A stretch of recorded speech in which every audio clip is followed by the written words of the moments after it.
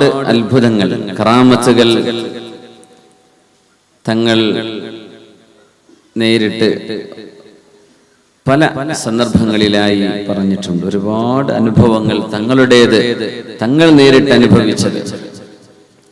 മനസ്സ് വായിക്കാൻ കഴിയുമായിരുന്ന, അല്ലെങ്കിൽ അല്ലാഹു സുബ്ഹാനഹു വ തആല നൽകുന്ന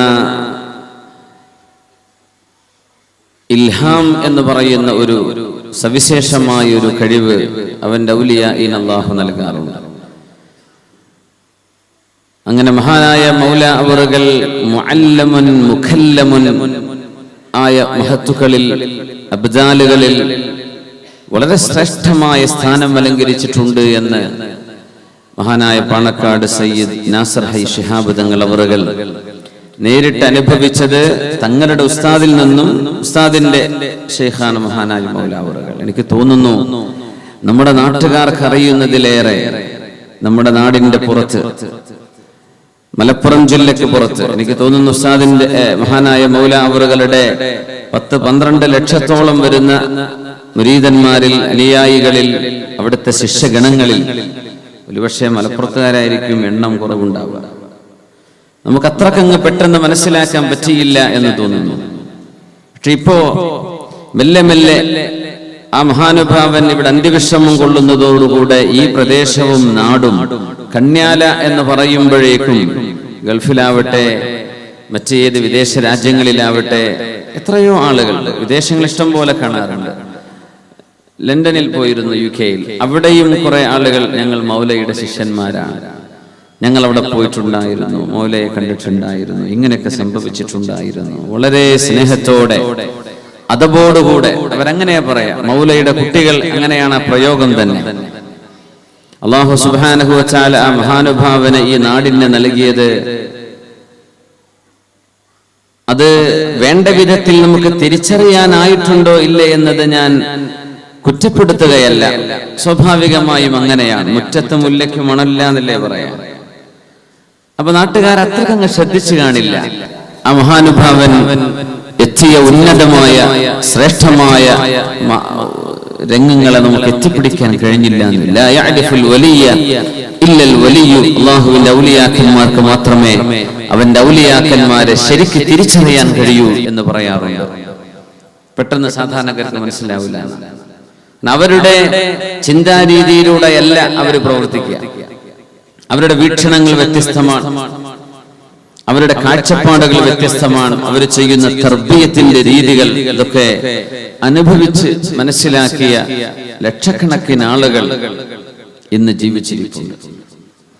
ആ മഹാനുഭാവന്റെ പുത്രൻ ബഹുമാന്യരായ സ്വാലിഹ് മൗല അവറുകൾ ഈ പരിപാടിക്ക് ക്ഷണിച്ചപ്പോൾ തന്നെ വേറൊന്നും,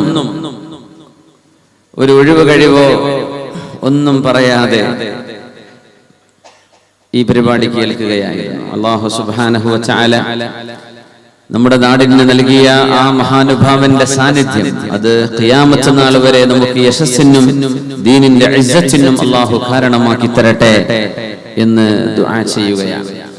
നാസർ ശിഹാബ് തങ്ങൾ അവറുകൾ മഹാനായ മൗലയെ ജീവിതകാലത്ത് ഒരുപാട് തവണ നേരിട്ട് വന്ന് കണ്ട മഹാപണ്ഡിതൻ കൂടിയാണ്. പാണക്കാട് കുടുംബത്തിലെ സയ്യിദ് തറവാട്ടിൽ കോഴിക്കോട് ഖാദി എന്നതിലപ്പുറം ആഴത്തിൽ ഇൽമിന്റെ വേണ്ടി ഇൽമ പഠിക്കാനും പഠിപ്പിക്കാനും ഒരു സമയം മഹാനായ നാസർ ശിഹാബ് തങ്ങൾ അവറുകൾ ഓരോരുത്തരുടെയും മുഖത്ത് നോക്കിയിട്ട് മനസ്സിൽ ഉള്ളിൽ വെച്ച മുഴുവൻ കാര്യവും തുറന്നു പറയുന്ന, മുഖത്തേക്ക് നോക്കിയിട്ട് തങ്ങൾ പറയുമായിരുന്നു, ഓരോരുത്തരുടെയും മനസ്സ് പറയുമായി. അങ്ങനത്തെ ഒരു കാലം മഹാനായ തങ്ങൾക്ക് കഴിഞ്ഞു പോയിട്ടുണ്ട്. ആയിരിക്കെയാണ് മഹാനായ മൗലയുടെ ശിഷ്യൻ മഹാനായ അബ്ദുറഹ്മാൻ മുസ്ലിയാർ മഹാനവറുകളാണ് പറഞ്ഞത്, തങ്ങളെ അങ്ങനെ പറഞ്ഞാൽ ജനങ്ങൾക്ക് നിങ്ങളോട് ഇഷ്ടക്കേടുണ്ടാകും, അതുകൊണ്ട് നിങ്ങൾ ഇനി അത് പറയണ്ട. അല്ലാഹു നിങ്ങൾക്ക് അറിയിച്ചിരുന്ന വിഷയമാണ്. മുഖത്തേക്ക് നോക്കി ഒരു മനുഷ്യന്റെ ഉള്ളിലെ നല്ലതും ചീത്തയും അങ്ങനെ തുറന്നു പറയും. ആ ഒരു അവസ്ഥയിൽ തങ്ങളോട് മൗലയുടെ ശിഷ്യനാ പറഞ്ഞത്, മഹാനായ തങ്ങളോട് നിങ്ങൾ അങ്ങനെ പറയണ്ട, അവിടെ നിർത്തിവെച്ചതാണ്.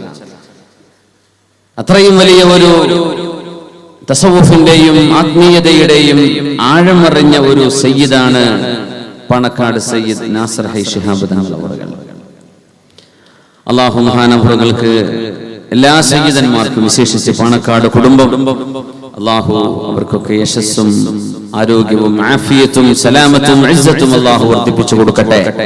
നമ്മുടെ മുമ്പിൽ മഹാനായ മർഹൂം സയ്യിദ് മുഹമ്മദ് അലി ശിഹാബ് തങ്ങളുടെ ഒരു പോസ്റ്റർ എന്റെ മുമ്പിൽ ഞാൻ കാണുന്നു. മഹാനായ സയ്യിദ് മുഹമ്മദ് അലി ശിഹാബ് തങ്ങൾ അവറുകൾ നമ്മുടെ നാടിന് അല്ലാഹു നൽകിയ ഏറ്റവും നല്ല സവിശേഷമായ ഒരു റഹ്മത്തായിരുന്നു. ആ മഹാനുഭാവന്റെ ഖബറിടം അല്ലാഹു സ്വർഗ്ഗത്തോപ്പാക്കി കൊടുക്കട്ടെ. മഹാനായ സയ്യിദ് ഉമർ അലി ശിഹാബ് തങ്ങൾ അവറുകൾ, അവരുടെ വാപ്പ അബുക്കോയ തങ്ങൾ, അവരുടെയൊക്കെ ഖബറുകൾ അല്ലാഹു സ്വർഗ്ഗത്തോപ്പാക്കി കൊടുക്കട്ടെ എന്ന് സാന്ദർഭികമായി ദുആ ചെയ്യുകയാണ്.